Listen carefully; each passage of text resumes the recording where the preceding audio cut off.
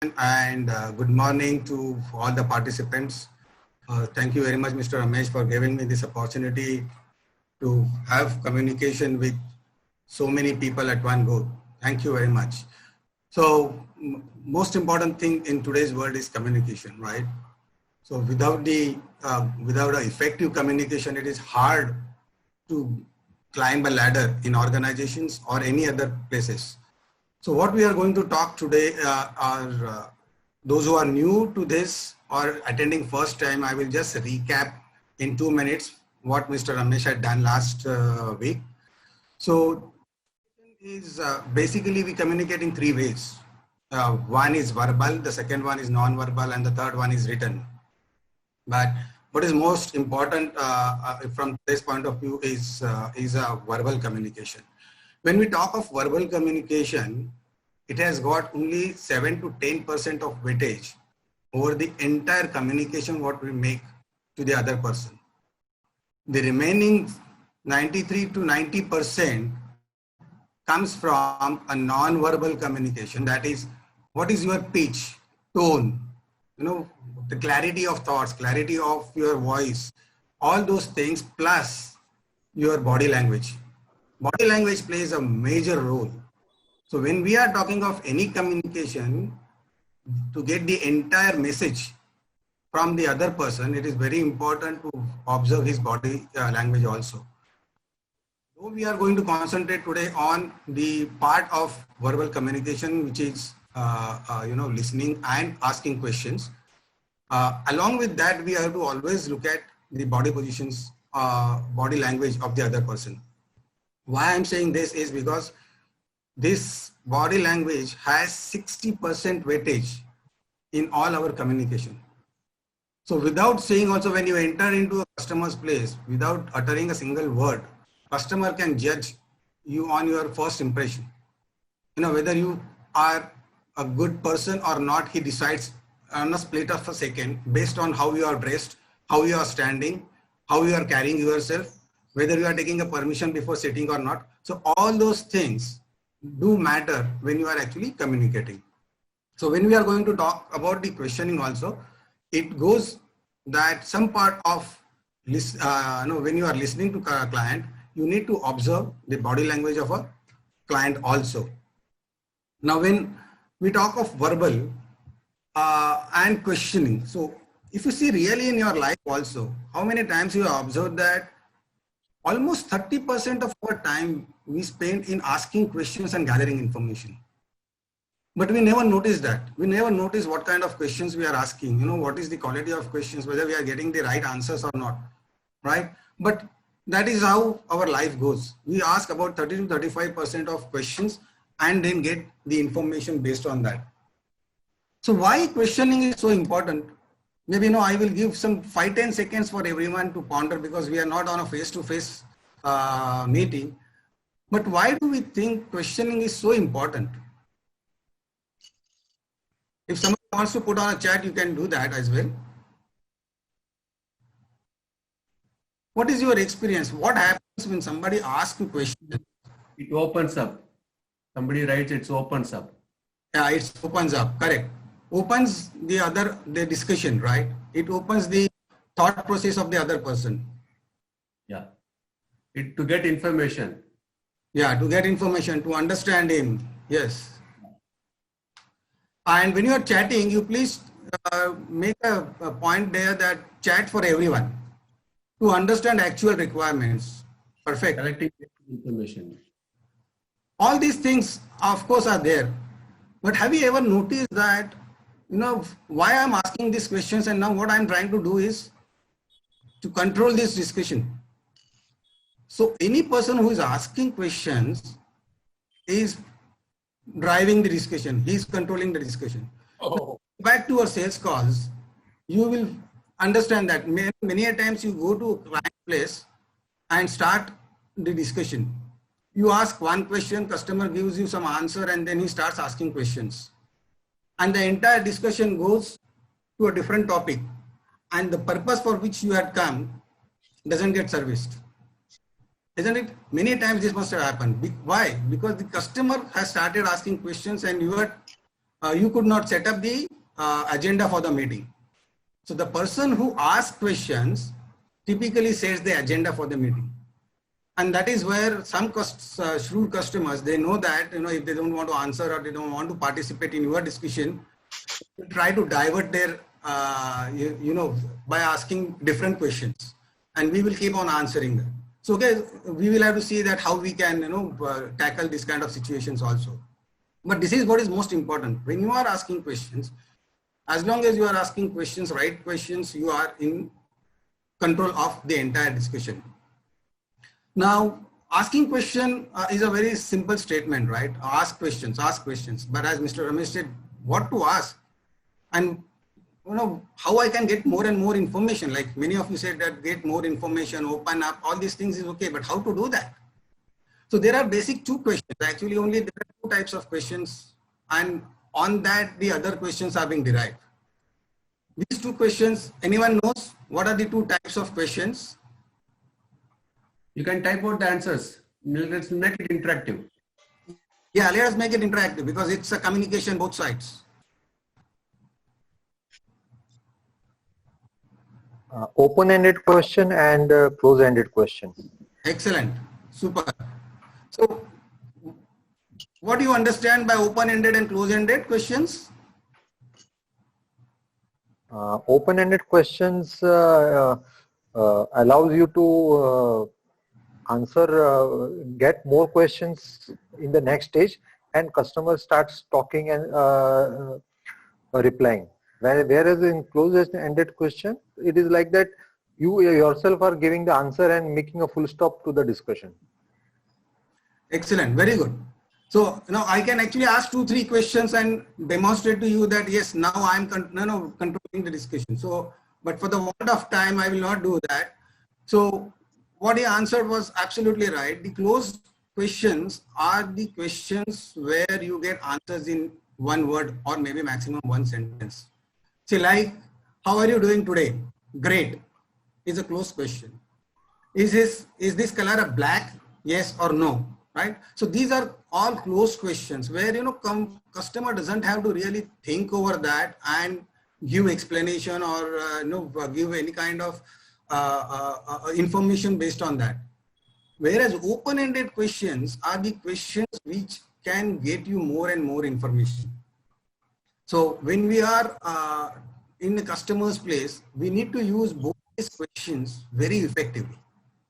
When to use closed questions and when to use open-ended questions is the skill what we have to develop as a salesperson, so that you can get maximum out of your sales calls. Now, closed question, as we said, are typically one sentence words. You start your discussions with sometimes, sir, how are you doing? So he will say good.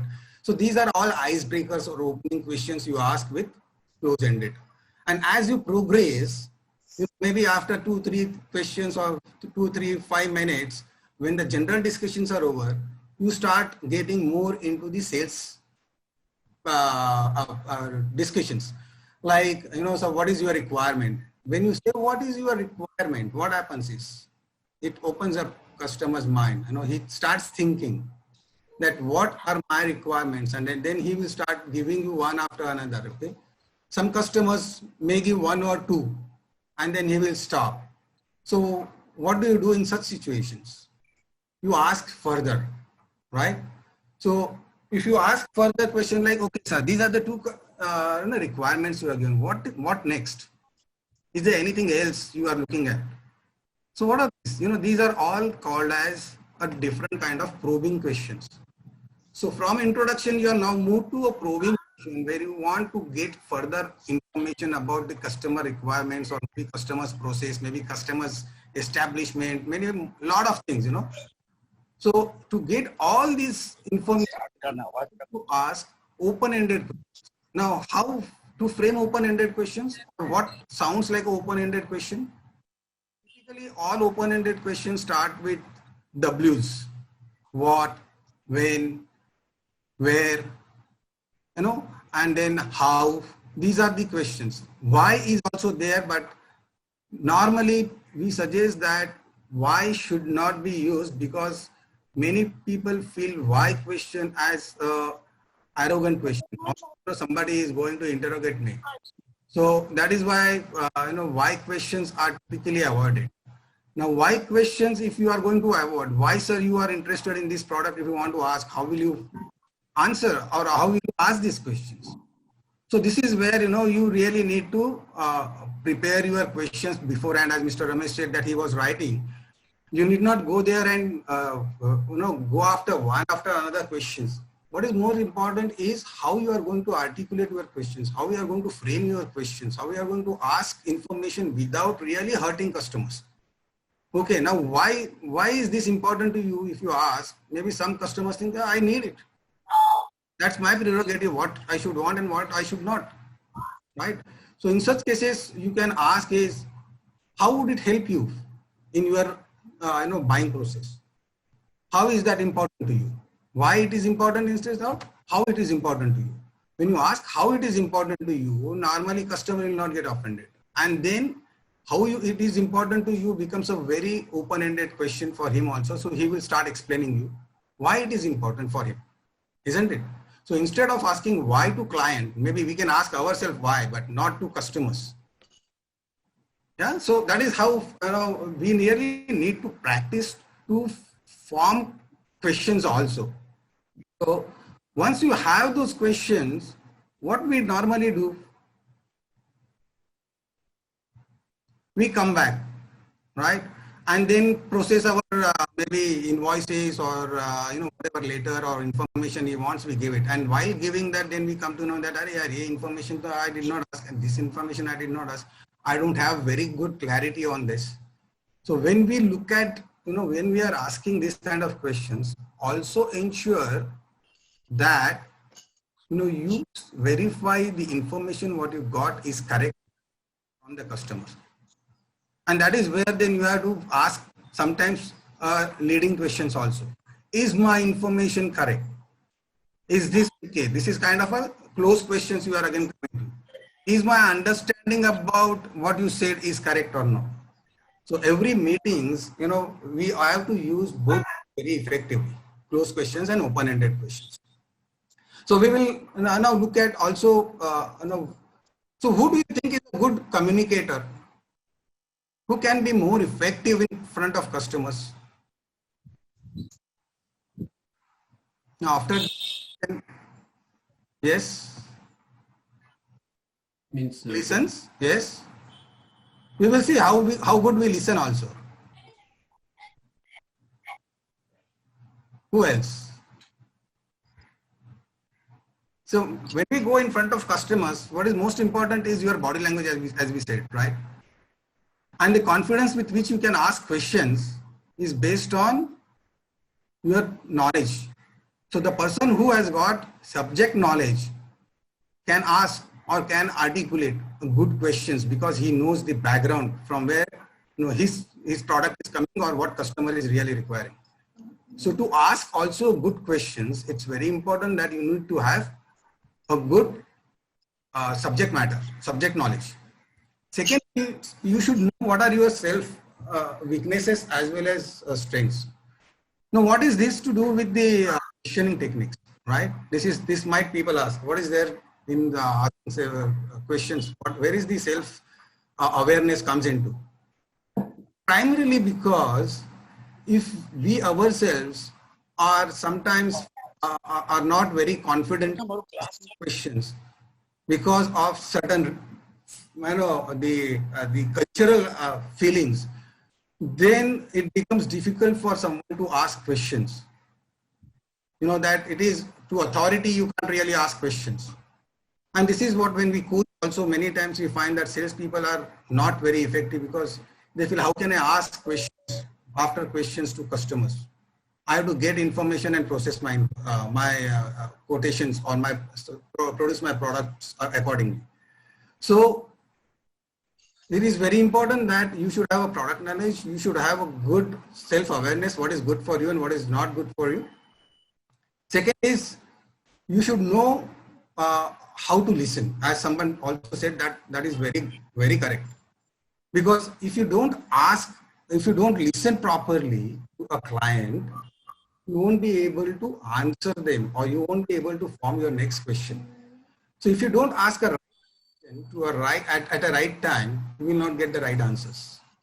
As Mr. Ramesh was saying earlier that, I used to go there, question, and then come back with no results as such. Primarily because, many of the salespeople today they ask certain questions and they come back. They do not try to explore more. They do not try to find out more. They do not try to open out customer and get the inner details. So once you get some of the points, you need to drill down. And that is what you really do with the leading questions also sometimes. So if you talk of probing, when you want to find out facts or you want to find out the requirements of the clients, you need to ask for probing. During the probing, you should ask for the clarifying questions also. Is my understanding correct or not? And many a times, even in our life also we see, or even in the offices we see that, we go and we assume that we have understood everything. And then when we go back and we find that we are not understood everything. It's primarily because sometimes people hesitate to ask questions also. Even in big forums also, we will see that a lot of people have a lot of doubts, but they will not raise their hand and ask questions because they hesitate. And the same pattern happens there at the customer's place also. And they do not raise hands and ask questions. If they don't ask questions, they don't get good information. So first thing people need to understand and have a self-belief that you are asking this to help customer, not to yourself. You get this information to help your customers well. By asking relevant and more questions, you are actually getting into customer satisfaction. More and more information you get and better solution you provide, customer is going to be happy. Your efficiency also goes up with this. Okay, so that is called as clarifying questions. Leading questions is sometimes your product may not have all the features what competition is giving, but then you want to drive the discussion to your thinking, and that is where you ask leading questions. So maybe in case of a product like how about looking at this particular feature where you can reduce cost by 20% and increase efficiency by 12%. How will it sound to you? So customer will say, yes, of course it is good for me, and I would like to know more about it. So now you are driving that customer towards your strong points instead of customer asking some questions which are difficult to you. So that is where the leading question comes. Sometimes some customers are very tricky. They will not divulge information, and you want to find out whether he is using a competitive product or not, or he's very secretive, and how to get information from such people. So this time you may have to ask some kind of a loaded question. When you talk of loaded question, you have to be a little careful also. It should not sound very arrogant, but loaded questions are like, sir, have you stopped using competitive products or competition products? So if he says yes, that means he was using it earlier. If he says no, that means he's still using it. So it is kind of a catch-22 situation for him, and so he will have to answer something. But if he's genuinely not using it and customer is smart, he will say, I never use their products. But this is one technique what people use to wriggle out some information which normally customers are not divulging. So these are called as loaded questions. So you need to be very, very careful in framing these questions. I would suggest that, once you start practicing of framing questions, this should be one of the last things, because sometimes these questions go wrong and the entire discussion can go far. So now what we have talked about is all the getting requirements, other things, and then getting the agreement. So getting agreement is what? Finally, you are asking, sir, is my understanding is correct or not? Is my products serving your purpose or not? Are we ready to sign order or not? Yeah, so something, isn't it? See, these are all closed questions. So now if you see from the beginning, what we talked about is we start with first very few closed questions, and then in the process in between, we ask a lot of open questions. And then we finally close with a closed question again, right? So this flow of questions is called as the funneling technique. So it's like, the broad questions are at the top, generic questions or global questions, or just to get information about the product, company, person, all those things. These are very broad questions. So it could be, mix of closed questions and open questions. Then you come down to the brass tacks of what is the customer requirements and what is he looking for, what is his budget and all those things. So once you get into those, you start drilling each and every aspect of their requirements. And so that is a middle section where a lot of open-ended questions are being asked. And then finally, in the third stage of funneling, you ask closed questions to understand whether your understanding is clear or not, whether you are having some agreement or not, or is there anything more you can do to customer. So these are all closed questions, and this is all called as the funneling technique. Yeah. So broadly, what we are going to discuss today is this. The only thing is you need to find get mastery on asking right questions at right.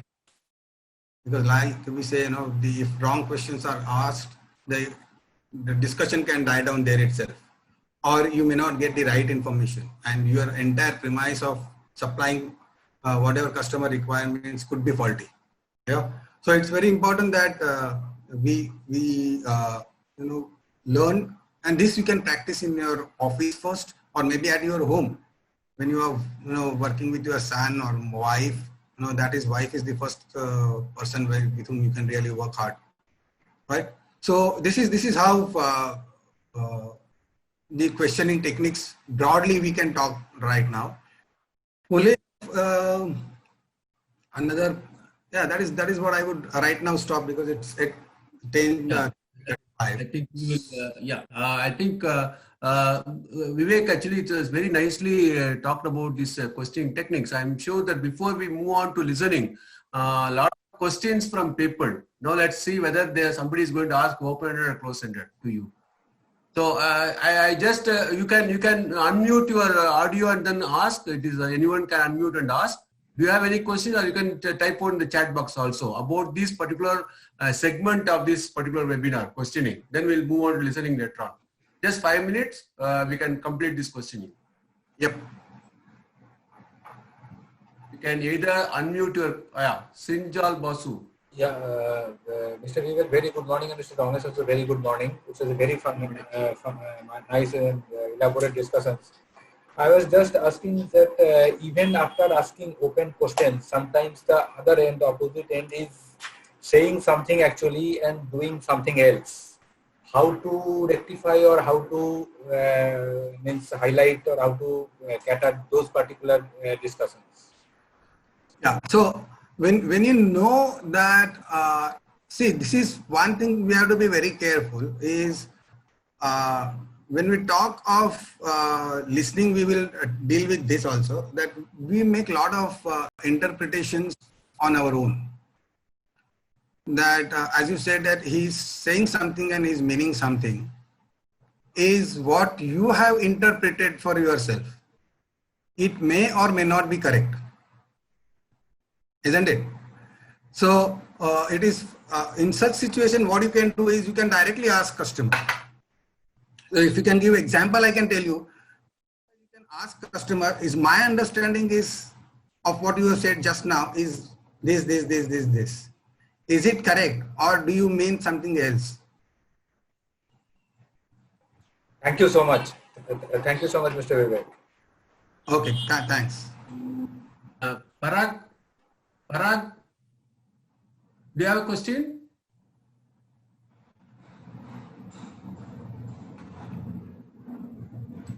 Anybody else? This is a questioning technique session. I hope nothing has to happen. No more questions? We'll have to move.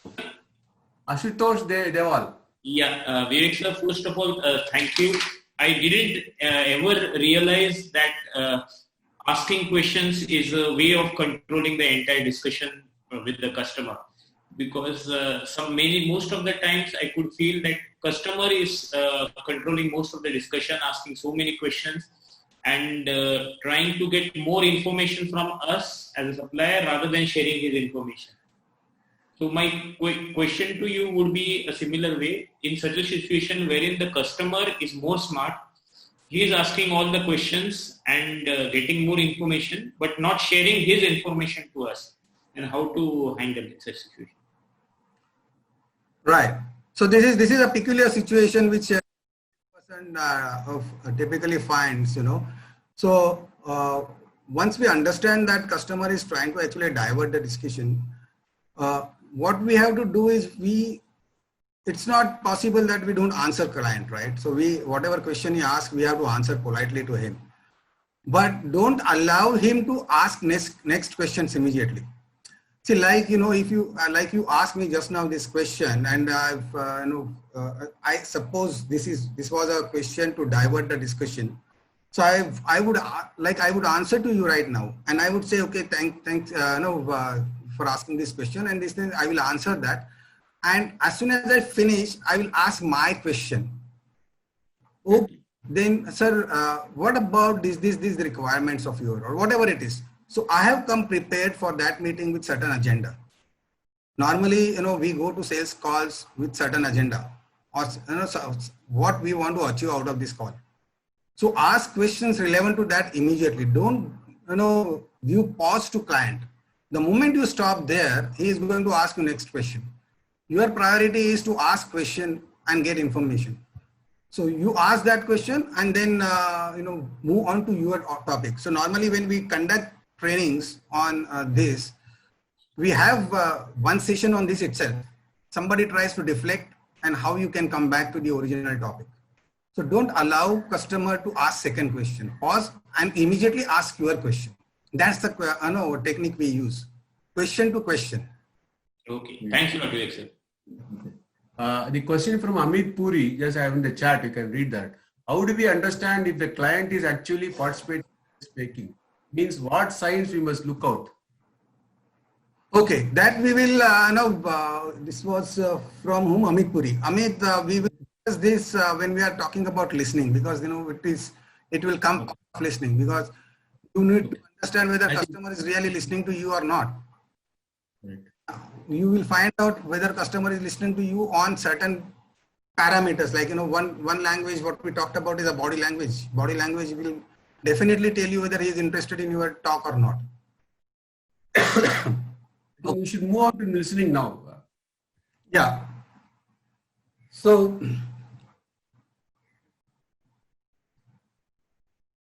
so we talked about the questioning techniques. Now, when we talk about listening is the most difficult skill to master.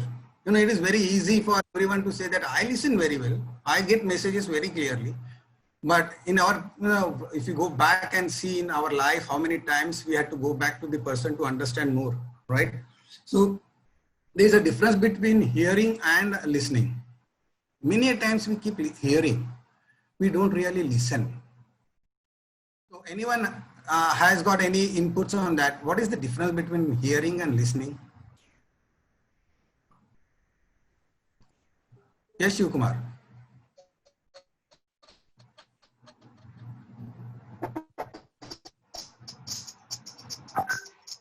Sir, to be a good listener, to be an effective communicator, first we have to be a good listener.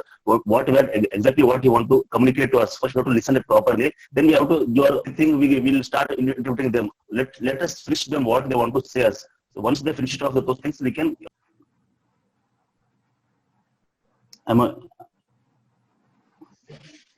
There's some problem. It sounds in your sound.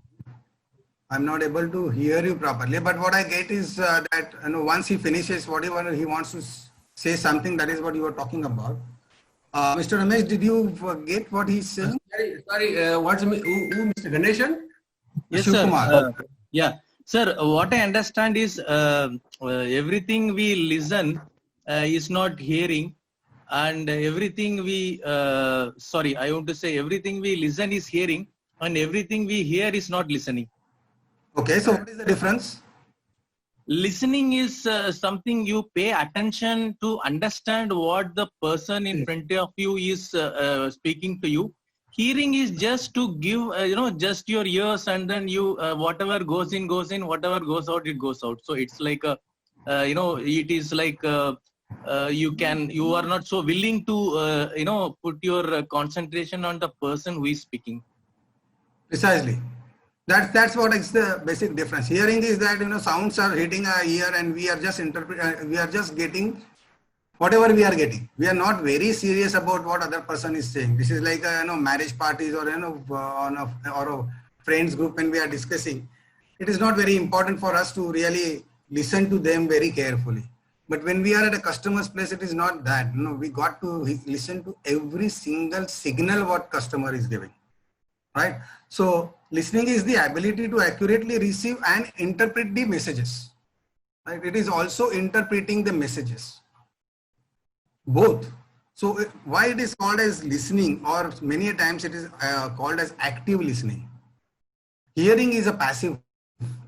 Somebody is saying, you are just hearing that.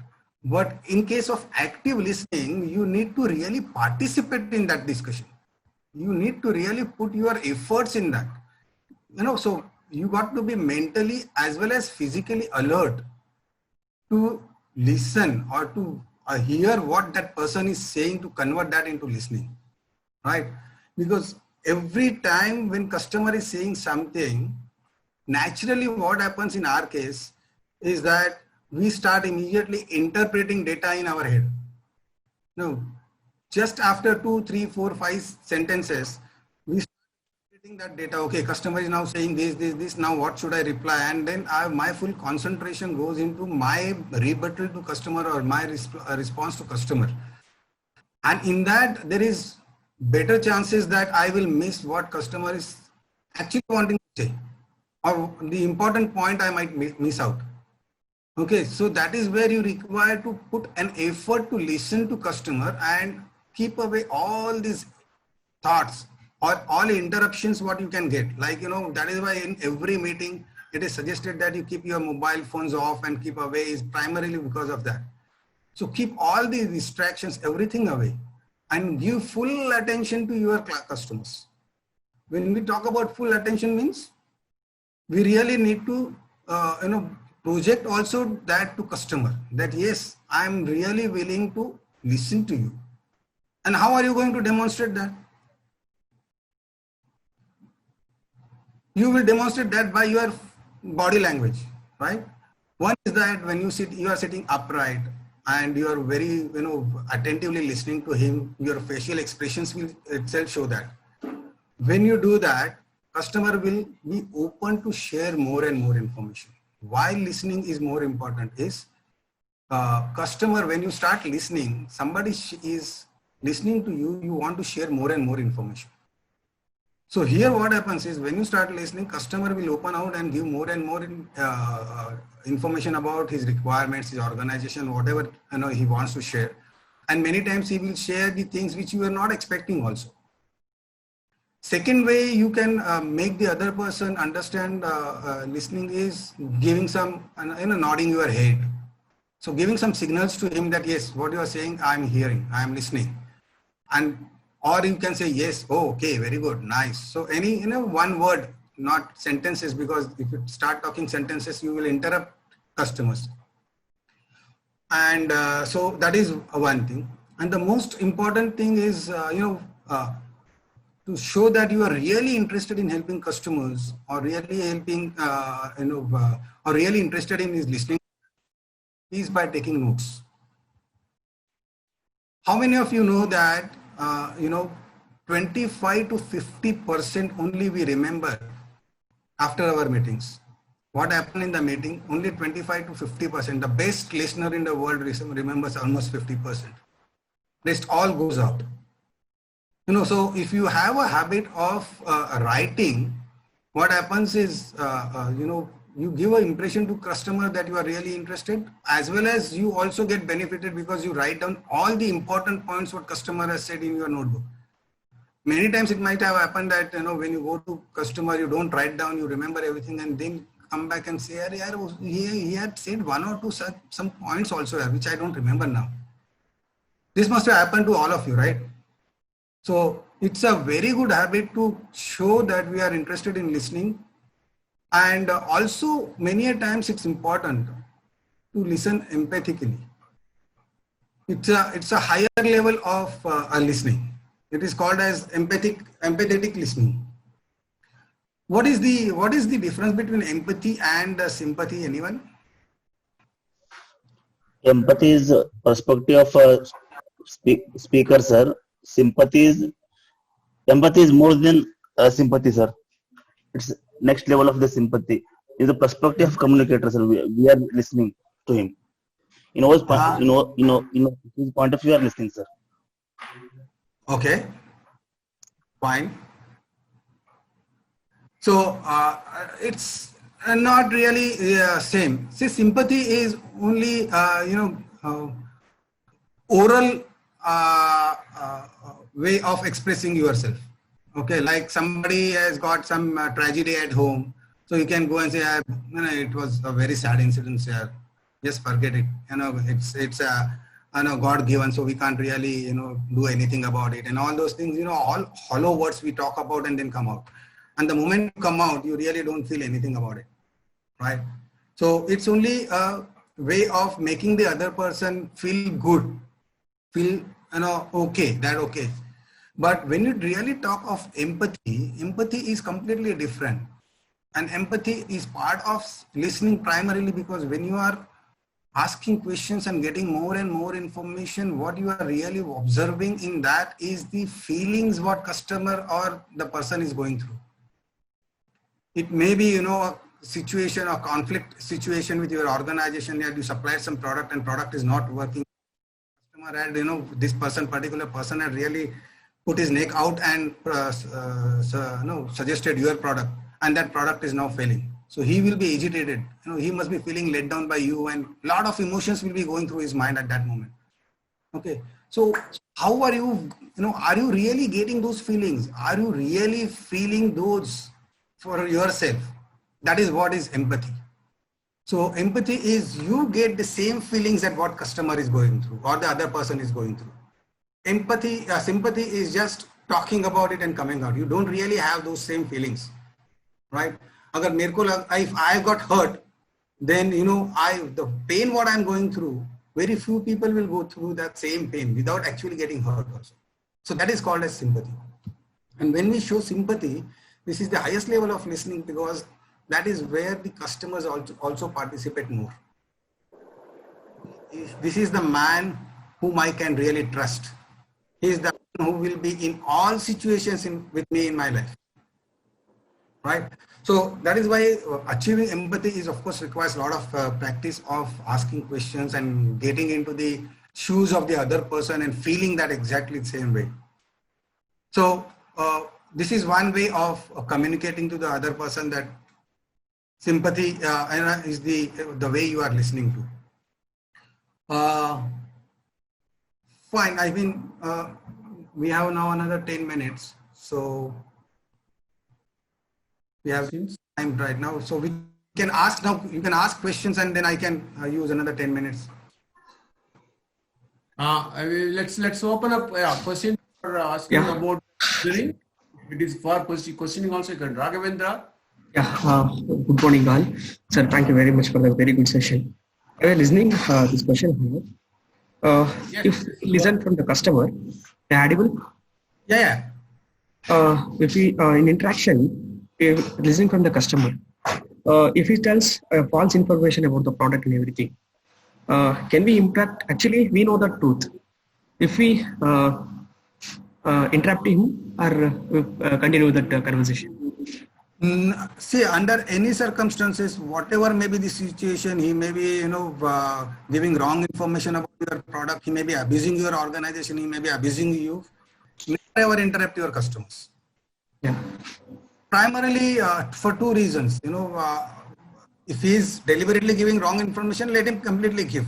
Then you can say, sir, I noted that during what you said just now, these 1, 2, 3, 4 points are I do not really agree with. So I would like to give clarifications on that. And then maybe you give clarifications after he finishes everything. If you interrupt him, he will get agitated. See, he is giving false information for what reason? He is not your friend. Yes. Right? If he is not your friend and if you start interrupting him, he will get even more against you. So let him say whatever he wants to say. No, it is not going to hurt actually you or your organization by him saying whatever he's saying in your meeting. Right? So let him finish and then politely you say that. So there are two ways the customer can look at. One is that you patiently heard him. Okay? So you listen to him completely without objecting anything. And then again politely you gave all your clarifications. Right? Whether to accept those clarifications or not is something different, but you have made it very clear to him. So under any circumstances, never ever interrupt. This is one pitfall for all the salespeople. When customer is saying something, they immediately think that, I know this, what customer is going to say next is I know. So he starts answering without listening or without allowing customer to complete what he wants to say. Yes. Never interrupt. Let him finish everything because you don't know in the last part of the question what is he going to ask. It could be completely different than what you are really thinking right now in your head. Okay. So one formula what we normally suggest or we use for salespeople is that when you are going for sales call, you are going for two different purposes. One purpose when you are going in a meeting to give your product knowledge or product information is one. Second is when you are going to get more information from client, 90% of the time you need to keep your talk time to only 30%, maximum 30%, 20 to 30%, and let customer talk 80%. And this, I don't know, for some reasons when I was in sales also, this was initial thinking that salesperson has to talk more. He should show him as a salesperson. Flamboyancy has to be there. That is not required. Okay. Most successful salespeople allow customers to talk more, ask relevant question and keep quiet. And after asking question, if there is a pause, don't interpret that pause as customer doesn't want to answer or customer is not having that answer. Sometimes customers are also thinking in that moment. And if you interrupt or ask different question, you may not get that answer. Allow customer some time also to speak. Okay. After a considerable time, if it doesn't reply, then maybe you can say, sir, maybe, if you're not comfortable asking this, you can go for another, then you ask another question. Yeah. So I think, yes, Mr. Yeah, thank you. Yeah, Mr. Vivek, I have got just one more thing regarding your just 20-80-20 formula, so that customer speaks 80% and 20% we being the sales fellow should speak. But being a sales fellow, actually we are programmed in that way. We are speaking like most of the time we started speaking and we continue speaking. So how can we change that actually? No. So it is the notion that we have created for salespeople. Our own, it's our thinking.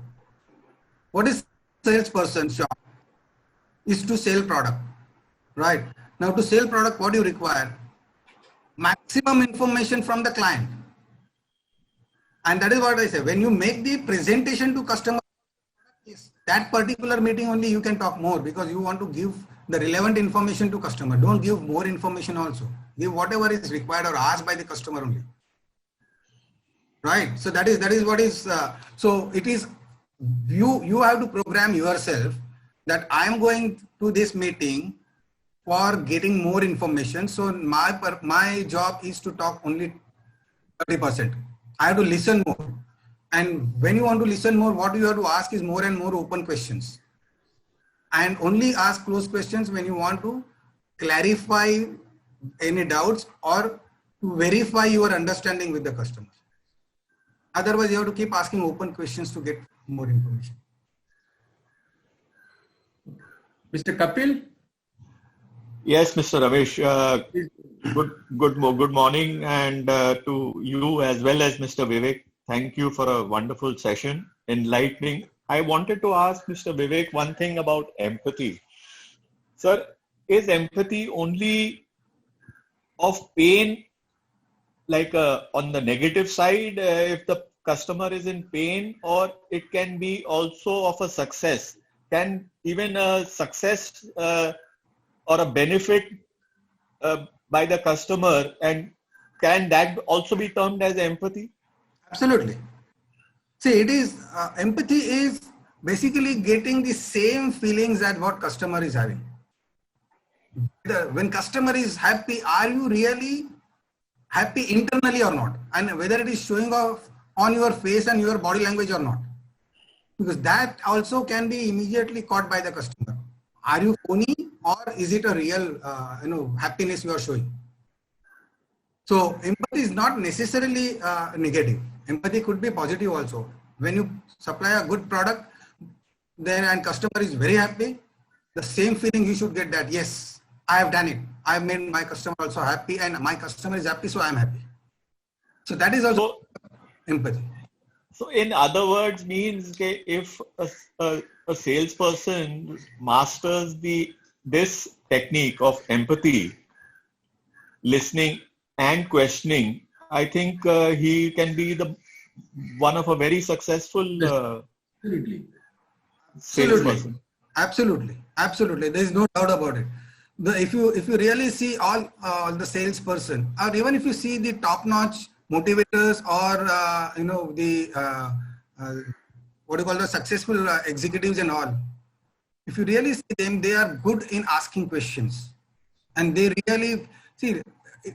If I have to give you a answer of Ratan Tata, just look at Ratan Tata, how he comes across. He gets a feeling or pain of a truck driver also. That's an empathy, and which gets translated to that truck driver also, that yes, my boss has also understood that. So as well as he enjoys when he becomes the he comes out with a sumo first car, Suman Mulgaonkar created. So at the time he could show that empathy to people. And that is how this Tata culture is completely different, because the people there are good in empathizing with the people, not sympathizing with. Ratan Tata is like a role model. He is uncomparable. You cannot have another person in this field. Right. Thank you. Thank you very much. Thanks, Kapil. Thank you. Question from Kanvarish. There's it in the chat box. You can see handling echo customers who break our resilience to avoid us. How to convert them to trust? Kanvarish, can you explain it by yourself? Handling echo customers. Good morning, sir. Good morning. Sir, like handling the egoistic customers. Sometimes they often will be interested in breaking our resilience more than listening, or how to handle those type of the customers and gain their trust. Yeah. See, there are different ways actually, we have a separate trainings also for all such things, that, how to handle the egoistic customers. So basically, what are we talking about is who will have ego when somebody is at a very superior position. Okay, so he would like to show his position by showing his ego. So what is wrong in accepting his ego? And if he's disturbed, what I understand is that he's interrupting you while the discussions. Okay, stop there. Because, you as a salesperson has a purpose of making sales there. You are not there to win the ego battles. And the other person is egoistic. Just massage his ego. Nothing wrong in massaging his ego. Say, yes, sir. There's nothing wrong in saying sir to anybody, or, accepting somebody. Only thing which is not correct, there you should stand up and say that, okay, I understand what you are saying, but this is what just now you said, 1, 2, 3, 4 points I am not agreeing to. And that is what the assertiveness, we talk about assertiveness also in the trainings, is basically because of that. at certain places where the egoistic people come into picture, you need to be assertive also. Need not be arrogant, but assertive. So there is a very thin line between assertiveness and arrogancy. So if he is interrupting you repeatedly, maybe you can say, sir, maybe can I request you one thing? You can hold your questions when I finish. You can ask, is that okay with you? So how you ask is also very important. Sometimes, such people will then, if it is in a group, they want to just show off, they will feel, ashamed also. Then they will keep quiet till you finish. So this also happens. True. Thank you, sir. Thank you, sir. Thank you. Welcome. Any more questions? Anybody else?